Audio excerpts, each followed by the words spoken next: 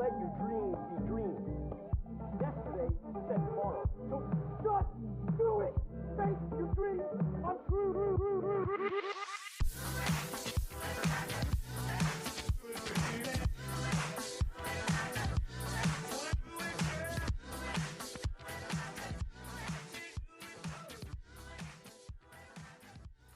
Hello and welcome to Screen Tones, where we talk anything and everything webcomics. Today we're going to be talking about reader communities versus creator communities in the world of webcomics. I'm Crispy, my pronouns are she, they, and I make the comic Ghost Junk Sickness.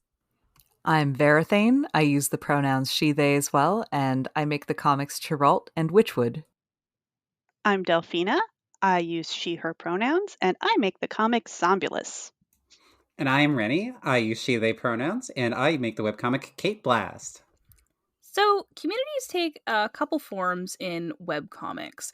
Finding a community to support you on your journey as a creator is important, and sometimes they're going to be your proofreaders, your cheerleaders, and recommended printers or conventions. There's also the communities we make for our readers to discuss your comic and meet each other.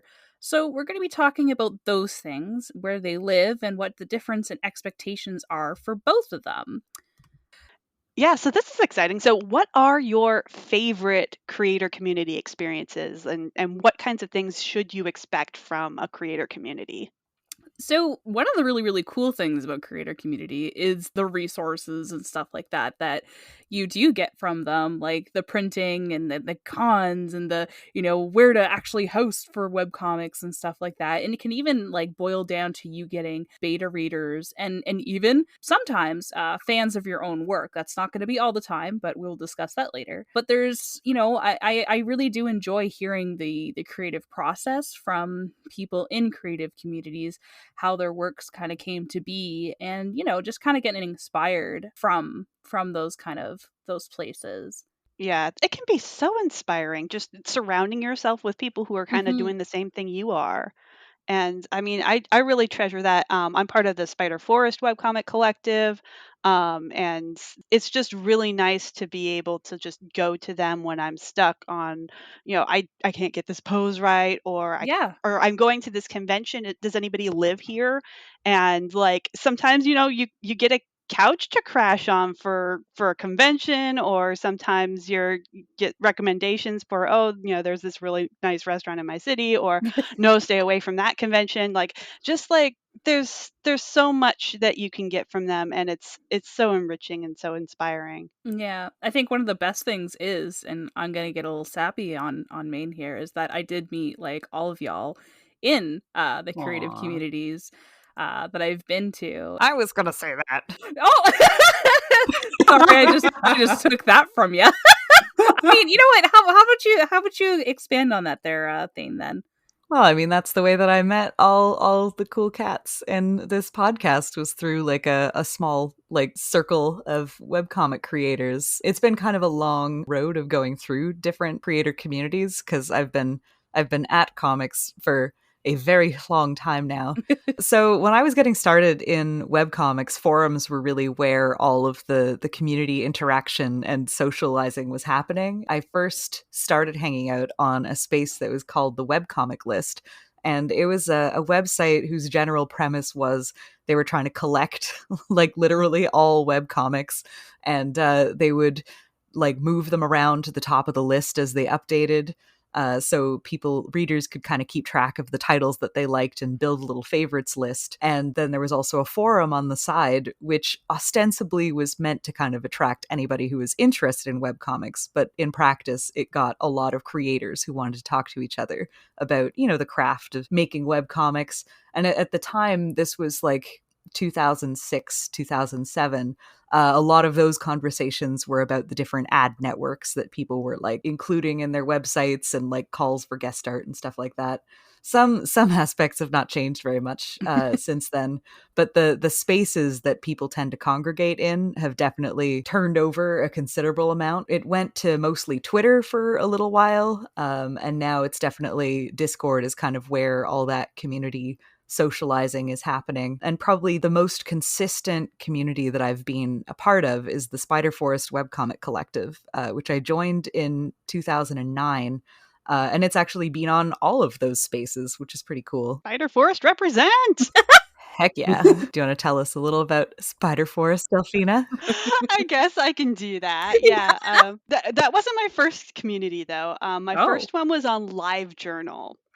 And it sprang out of NaNoWriMo because people were doing NaNoWriMo in November and they wanted to do a comic version. So they called this NaNoMongo, like manga. I love that. Yeah, and so you were trying to do 30 pages in 30 days, which What? I Ooh. know. Pro tip: don't do that. Maybe sketch pages or whatever. I met like a lot of people. I met Ray there. No way. Yeah, back in the day. You guys knew each other that long? Back from the LiveJournal days. Oh my And like gosh. Bob, who does Demon of the Underground, they were there. Like just a lot of really classic comics. And yeah, it was just such a fun community. And yeah, that's kind of where I started off. I just remember DeviantArt. Oh my god. Yes. Oh, I gotta change my answer. Yep. That was where I started. My first community of any kind, way back on DA. Was that mostly like fans or like were you also connecting with other creators? It was kind of a bit of both because at the time it wasn't stratified in that way. So it was No. like I joined as like a teenager who just wanted to make art and show it to my Uh-huh. friends, and then I discovered that there were strangers here and I could show my art to strangers too, and maybe the strangers would like it as well. And it was this Mhm. novel experience, kind of becoming also a fan of other people's work at the same time the longer I hung out there.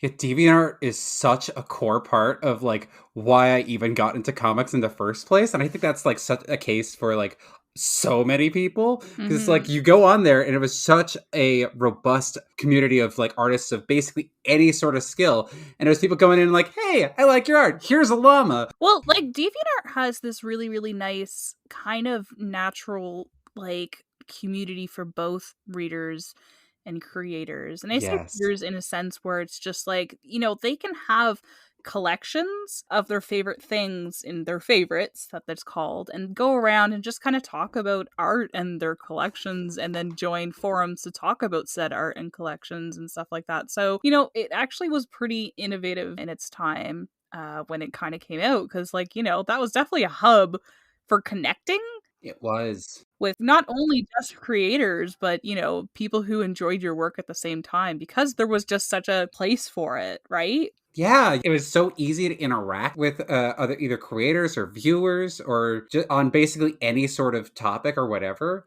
And that accessibility really like not in a like modern Twitter sense, but it was you felt like you were a part of something. Mm-hmm. Whether you were one of the bigger, getting daily deviations all the time, or someone like me just starting off like, hey, this is something I enjoy. I want to see more of this stuff. And then maybe I'll draw my own stuff someday too. Yeah. And it was very easy to get inspired on community sites like DA back in the day. Yeah, and I think the core thing about DeviantArt that I miss was that nothing was pushed down by the algorithms. Yes. And so like Mm. if you followed somebody, you saw all their stuff Yeah. and you really did kind of get to know their artwork and become a fan of it. And I think that's something that we lost when we all moved to Twitter Yeah. and stuff. We did. And I feel like there's that also like unhealthy push because you do have sites that push this algorithm on creators, like artists alike, to constantly create pieces. Whereas DeviantArt, like, I followed whoever and, they would post maybe once a month, but, I still saw it chronologically in the nice little, notifications and it would show the thumbnail and, you know what I mean? I enjoyed it. And I feel like creators enjoyed that too, that time between each piece. The other thing with when it came to DeviantArt is that because there was no algorithm, you kind of had to do a lot more of the legwork in finding other artists and Yes. other people to interact with yourself. And so you would meet a much more kind of mixed up spectrum of people on it. It Mhm. wouldn't just be kind of pushing whatever the most popular aesthetic was, or like the Yeah. types of work that tend to hit mainstream. It would just be kind of, oh, they just happen to post at this time of day. And you'd get these really unexpected collections of artists and Yeah. types of work. And you can find yourself like grow with communities too at different skill sets that I found so much easier during that time, because when you do have things that do rely on an algorithm, the things that gets pushed are going to be the things that take off, right? Usually the most popular, most polished, most etc etc.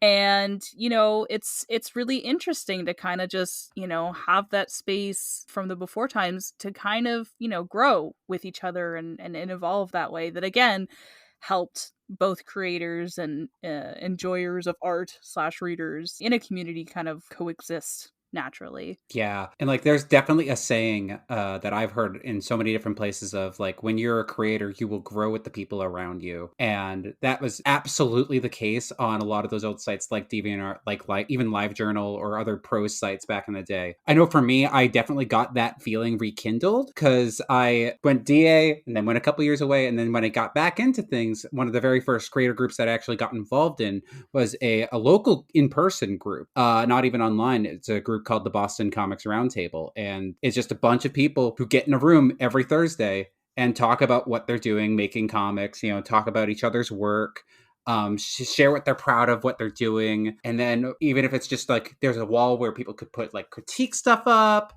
or you could just sit around and hang out and have snacks while you all draw together.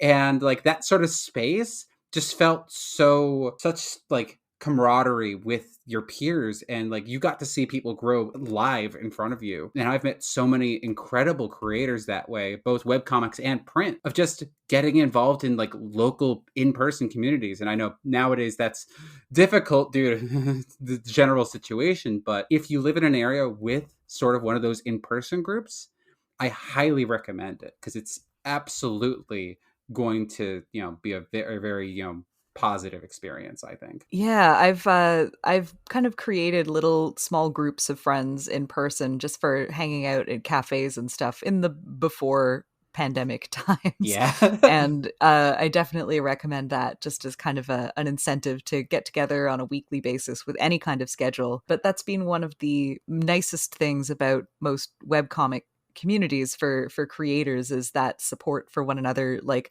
being able to get critique or feedback on works in progress, and just kind of trading shop talk. Like that sort of shop talk tends to be at the center of a lot of these creator communities, like just asking for tips about like what's the best way to do this thing that we're all kind of trying to do on some level. Yeah, what I think is really interesting too about real life groups, because I've been to a couple of them. I can find them on like meetup.com sometimes, and they just have like a coffee and comics night. So I'd show up to the coffee and comics night, and like it was just so interesting to get out of the webcomic bubble specifically and see like what people in print comics were doing, what other like zine people were doing, Yeah. because that could really get you out of a mindset that the Yes. only place that matters is online, because it Mhm. absolutely does not. Agreed. And when you start interacting with people who are doing like something that's might be very different from you, you can like learn a lot. You Yeah. can grow so much. It's cool. Actually, the way that I found a bunch of other in-person groups, because I'm based in Toronto, for a long time, this might still be going, I'm not sure, there was a group called the Toronto Comic Jam, and they would meet every Tuesday at the back room in a local pub. Oh, that's so cool. And I think I actually heard about it. I'm sorry for going back to DeviantArt again, but in like 10 or something, DeviantArt had an in-person meetup in High Park in Toronto, and I went to it. And I got told about all these other cool things that were happening right in my own city. And I was like, what? I never even heard of these things. I like comics. So I went to the pub on the Tuesday, and I found the group who were doing this cool, like, take sheets of like just white paper on clipboards, and somebody would draw a panel on it and attach it to the clipboard and put it up at the stage at the front, and then somebody else would go and pick up that clipboard and draw a panel 2 beside it and then put it back at the front, and eventually you'd get like a full page of just this random comic that was built kind of improvised based off of what could happen after this. Oh It's my pretty cool. god. We did the same thing at Boston Comics Roundtable, and like seeing that like group come up with sort of like the improv on the spot. It's so cool. Yeah, I recommend like checking out if there's anything like that in your area, or I mean, there's online equivalents for some of these things, like just activities. Some of it might be on Reddit. I'm not sure. I don't really go there. Yeah, there's like Twitter hashtags sometimes you can get a part of. Like I know the like draw this in your style sort Yes. of thing is a trend, and that kind of gets you interacting with other creators that I think those are kind of cool. I think so too. It's definitely, there is different ways to kind of reach out and then see and inspire each other, definitely with creative communities. And you making that point, Delphi, about learning from different types of creators, I think is just so important, and that not everything happens online too. And even just attending like local art festivals and listening to other people's processes and their journeys actually can really impact the way that you have a relationship with the art that you create. So I think that, extending yourself in that way and keeping an open ear to others, I think is a really big key with creative spaces, because I know that there are some downsides to the creative community when it is creators and creators. And one of them is kind of conflating, your fellow creators as your readers as well. And, that can be a little bit tricky thinking about that, because, just because I'm a friend of somebody who creates super comic bread person boy, I don't know. I hope that's not a real comic.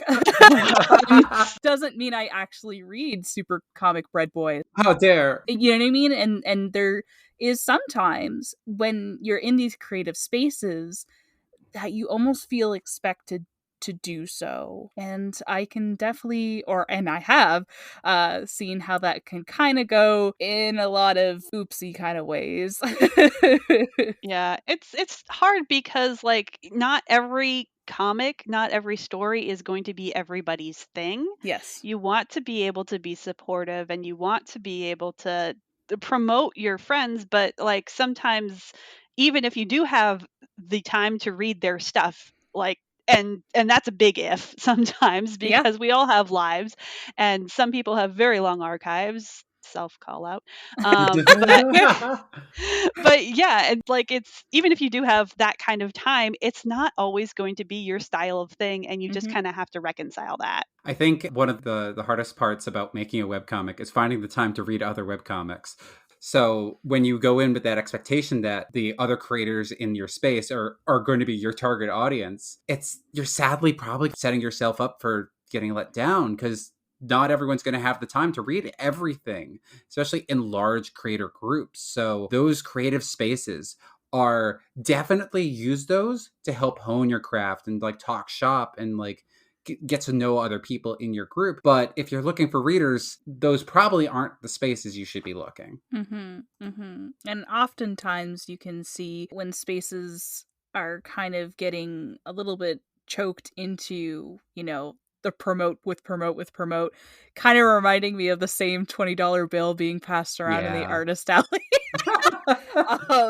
You just kind of create this circle of, it's not going anywhere, and people are just kind of saying the same thing, and just there for the update channel. And and it's not really as helpful as it could be. And I think it's just really important to give each other that space and room to talk about your creative journey, but also don't expect people to be your cheerleaders at the same time, if that kind of makes sense. Yeah, I think it's important when you join a community of other creators that you kind of are respectful of everybody else having like their own lives and time and sets of interests that might not necessarily overlap with the work that you personally are doing.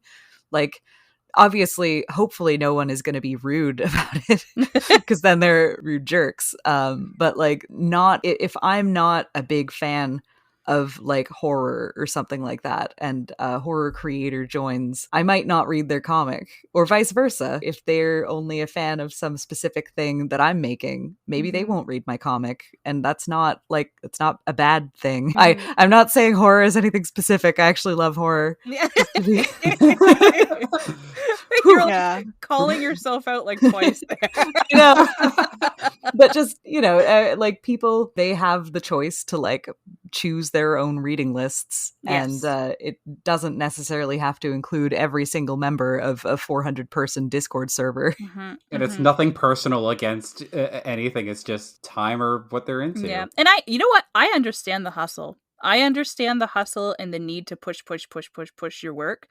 We all do. We all create comics. But, you know, there's definitely going to need to be a little bit of a certain line, and kind of like pulling yourself back from, you know, okay, where am I extending myself too much? Where am I crossing some, I don't know, boundaries, almost kind of saying this too much? And it's just like assessing the situation to see, okay, is this acceptable for me to kind of take the stage here or whatnot? Or even just something, you know, for your own sake, as like Rennie said, it's a little bit setting yourself up for a little bit of disappointment there, expecting so much jumping into things. And this is not any of us saying, you know, not to enjoy these creative communities. I mean, we've got so much out of them. But one thing is to definitely kind of think about, you know, the other person as well. They're also a creator, and how much time you have and stuff like that, and kind of, you know, go back and forth thinking about, you know,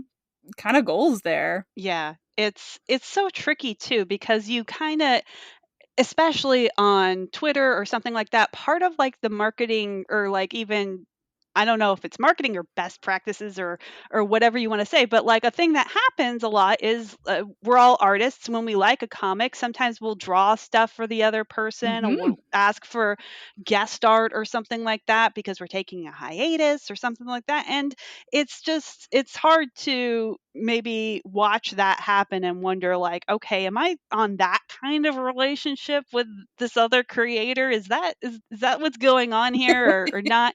It can take a bit of experience and just taking it slow, but Yes. it's tricky. Yeah, I'm part of the Spider Forest webcomic collective, and it is a creator community first and foremost. I mean, we have a smaller area, and people certainly could talk about different updates, or specific comics that they like, but it is for creators. A lot of the conversation there that is just shop talk, or you know, the members getting together and kind of either supporting each other, giving advice, commiserating, talking about their day, or whatever. And it's very nice. It's good. And I think the fact that we do have like this application process kind of lets us look at each comic on its own, look at each creator and what their mindset is around making their comics, so that when we're inviting people to the community, we know that everybody's on the same page, and that nobody's just there to be constant advertisements towards the other creators in the space, because that is not what we're about at all. I think that's really important to kind of just, I think the curating process makes it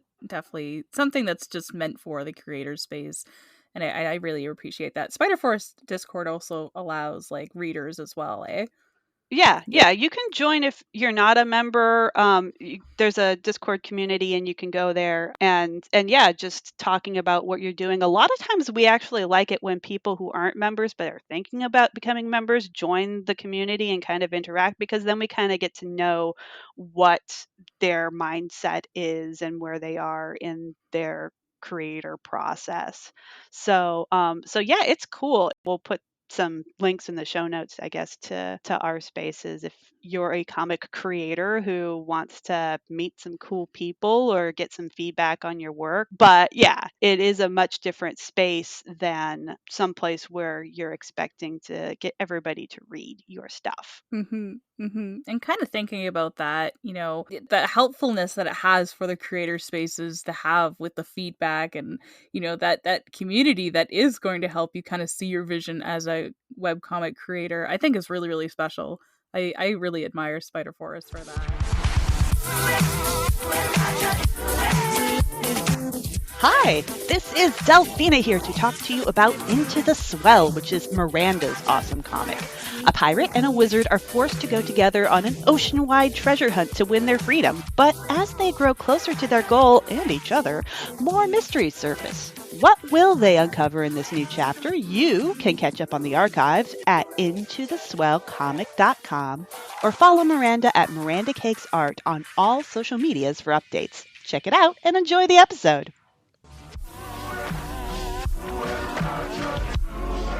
Talking about this kind of community with the creator aspect of it, what is the difference with reader-based kind of communities then? This one is a bit of a moving target because I feel like reader communities tend to kind of happen organically around like the things that they are specifically a reader of. I feel like they tend to coalesce more into like fandom spaces, yes, or people who read a lot of a specific genre, like they're super into fantasy in general or very into hard sci-fi.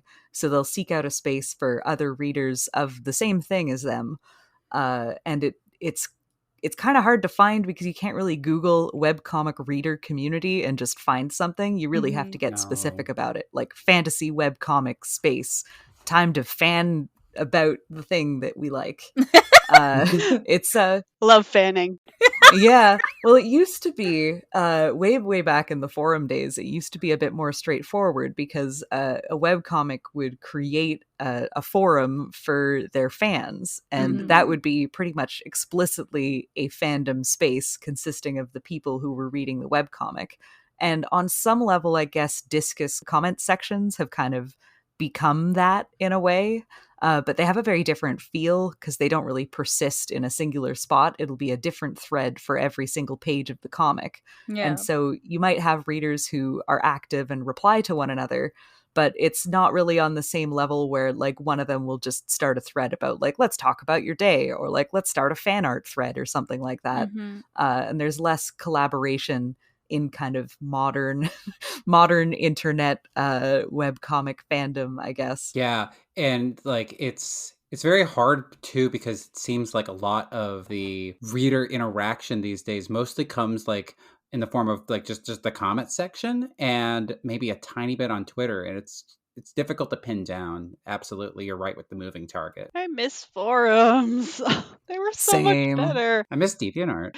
Yeah, that was like my first experience. Like, I was on a forum community for a comic called Acid Reflux, which was about a like little monster universe that like ate its god, and so its god was like stuck in its little monster universe. And this was like way back in like 2000 or something like that, and we really got going with like RP sections and just talking about the comic, but also just meeting each other. And that's actually where I met my husband. So What? yeah. So webcomic forum communities have a very special place in my heart. And then I got involved in the Seraph Inn forum community, which was for the works of Sarah Ellerton, who did Inverloch and Phoenix Requiem. And again, it was just, it was something that she hosted on her site, exactly like you said. And people could just play games together. We had like a mafia sort of thing that went on for a long time. We had just complain about your day, tell us what's going on, share your art. And it was just really big and inspiring, but it really did have to have a fairly large following, the kind of following that you could almost exclusively only get because it was early days of internet and there just wasn't a lot out there. And I feel like as much as I miss forums and I want them to come back, I think we've split up the party too much. There's too many comics and there's too many other distracting things. But that's a really, really good point though, Delphi, is the fact that there is a lot of webcomics and there is like, that would mean so much, because I think like, especially in these past, I'm going to say 5 to 6 years, especially the boom for webcomics is crazy. And that's mostly probably because of the creation of something like Webtoons and Tapas being so super duper prominent in the webcomic scene that everybody and their brother is making webcomics now. So I can understand, the not as dire need, but also dire need to have that separated. So it's just like, where do you find those specific spaces as a reader these days? Yeah, I know. Back when I first started getting into webcomics, I found a lot of webcomics through the Gaia Online forum section, which was all, look at all these anime, manga, webcomics that you can read that are like similar to the genre. And there's not that many spaces like that anymore, which is really unfortunate. I think where we do see some of the remnants of that, where it's succeeding, are a lot more like genre specific things, or like like comic specific communities, where I know, like, I'm part of a couple magical girl servers where it's a lot of readers talking about magical girls, and it's great. And it captures some of that lightning in a bottle of geeking out about the thing or the category you love, and just sharing everything, like, here's all the things that do this thing. And I think that, like, if you can find those communities, wonderful, dive in head first. Mm-hmm. But they're definitely harder to find, and Yeah. they're way more amorphous and a little less defined, because, like you said, you can't really Google that stuff anymore. It's very specific. Well, you have to really want to be in it these days to kind of find Yes. it, because of how both centralized and kind of decentralized at the same time the internet is. Like, it's Yes. all algorithm based, and you can find a reading list now by like hopping onto like Webtoon or whatever and just reading the things that it tells you probably want to read. And it's a lot more like the platforms are actively trying to show you what to read rather than trying to seek recommendations from peers, I guess. Mm-hmm. That's kind of been where the trend is headed in terms of site design. But the other thing is that I'm not seeking these spaces out personally anymore. So my own input on this is not going to be as helpful, I guess. Well, that's my question. Is anybody? Because back in the day, we didn't have Facebook, we didn't have Twitter to like just talk about our day. And so I'm just wondering, are readers in need of spaces anymore for general community purposes? Oh, that's an interesting Oh my question. god, yeah. I don't know, But because like I am part of a couple discords that are for specific comics. And I feel like it's really nice to take, haha, one might say, my hat off as a creator, and kind of put that at the door and just be like, cool, we're all fans of this comic, and I just get to have a space to talk about it and not anything else.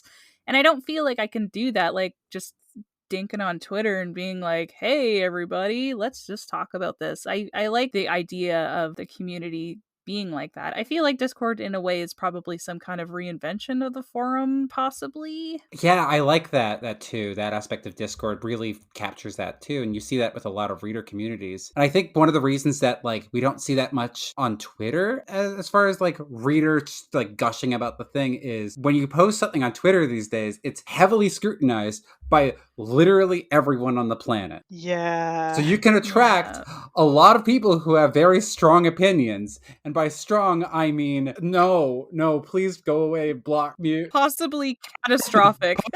possibly criminal. Where like a lot, like, I think in the early days of like Twitter, you would see that a lot. Or like, heck, you can even go back to some of the Tumblr discourse days, which Tumblr is a superior site. We can get back to that at another point.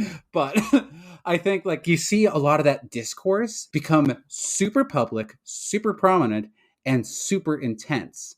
So the idea of, yeah, that's a place I want to be in, is like saying, yes, I want to jump in a bar fight. Like, very few people are going to say that. So I think that's probably like part of the reason we don't see that as much anymore. Well, and I think that's why discords are so important, because they are moderated. Yes. Everything else we have, like we have Twitter spaces, but if someone gets abusive in there, what are you going to do? You can Hmm. block them, I guess, but they're still going to be there, like spreading junk and Hmm. making the conversation unpleasant for everybody who hasn't blocked them. So, Yeah. in a Discord community, you have moderators, you can kick people out if they're being bad actors, you can set the tone much better.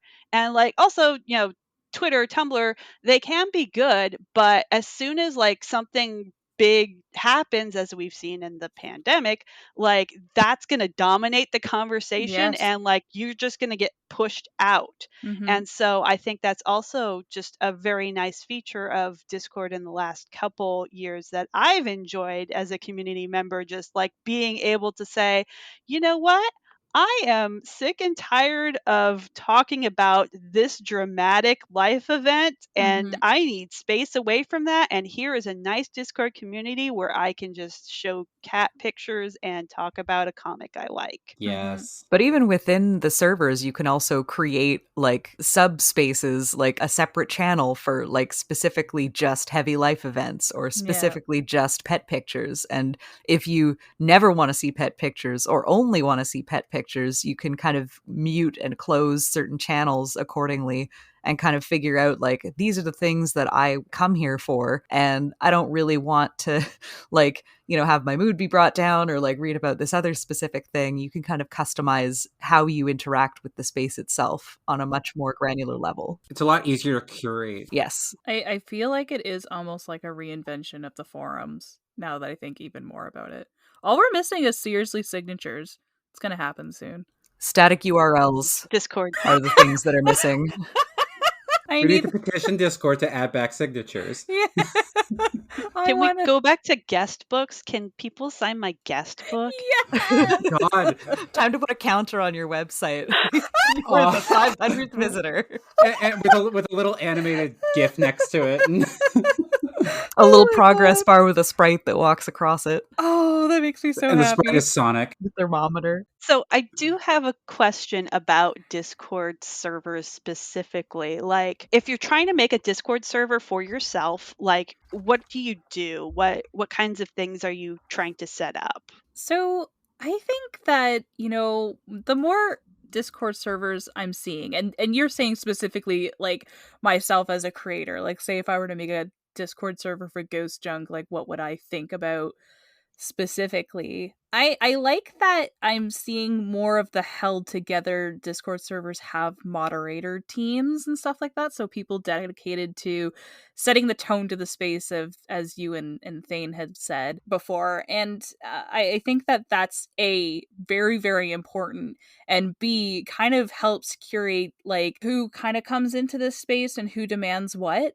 And I think that that's something that's really, really key to kind of get the conversation going, because I think that's probably one of the best things to think about is just like, what you're going to be getting out of this community and how you're going to be interacting with other people. So how do you keep that momentum going is kind of key, thinking about the Discord channels that you make. I do like what you said about moderator teams, because a lot of servers you're not necessarily going to have a lot of problems, and those servers are very lucky. There are others that you might need a little bit more hands-on approach as a mod, but it's the communities that have survived and thrive are the ones that have those teams, so that if, say, one member of the team is having a bad time and they can't really do their full job as a mod, you have the others to be able to step up, and sort of they're all there for each other. So even if like you have like two or three or whatever, this thing still moves forward and everything still rolls fine, so that when that person is back and better, no one misses a beat and nothing's happened. And it's, being able to lean on each other as mods is super good. Yeah, I like what I've heard from the Spider Forest Discord when Delphi talks about that, is that there's always that kind of like plan in the background, to kind of handle things if things do get out of line, because you're gonna get bombastic people, I will say, Mhm. and people who like to be like, hi, I've joined this Discord and now you will hear my life story and everything horrible about it, and everybody becomes therapists on the spot. You will have that. It's just, it's gonna happen. It's inevitable. It is inevitable because the internet is huge. There are people who, come in and, they have their own things in their head what they're going to be using this space for. That's just how they are. So having people dedicated to setting the tone, I think, is probably the most important, because, it's also extremely draining to have those spaces, and not every space is going to be the same as the others just because of the content that it's kind of featuring too. So, if I'm going to have a Discord server for Ghost Junk Sickness, it's going to be a different kind of energy than, say the Witchwood Discord server kind of thing. Like they're different energies that are going to happen, or even a Zombulus one or Kate Blast. And it's just, I think that, with these comics and the audiences that they bring, again, I think that those expectations kind of weave themselves into the place too, because I often have those conversations with other creators kind of lamenting that one Discord server is I don't know, more exciting than the other kind of thing. And I wish I had that. But it's just like, but reflect on the work that you're showing as far as the tone, being like, who are your readers? What if your readers are all, old people who play Yahtzee at 7? Is that the Ghost Junk Sickness readership? No. I want to go to the shuffleboard Discord server. Is it 8 o'clock? It's time to read Ghost Junk Sickness. Put that on. No, it's 5 o'clock because it's the early bird special.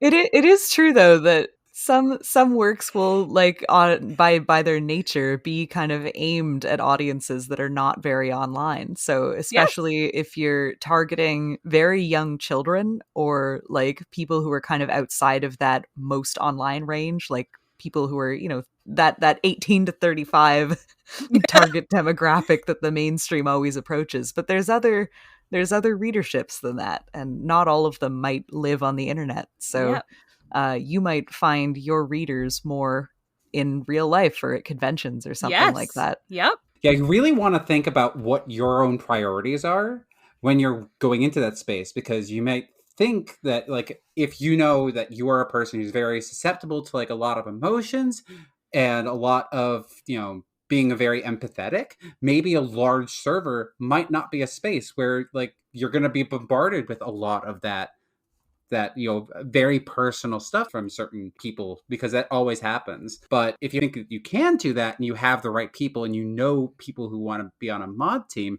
then maybe that space is more amenable to you. Or if you know that, like, say you make a strip comic that's all like, gamer stuff, maybe think about, do you want to interact with, look at the other gamer communities and say, okay, are these the kinds of, groups of people that I want to interact with? There's also kind of I feel like something that can happen sometimes when folks are starting up a new Discord server for their own comic.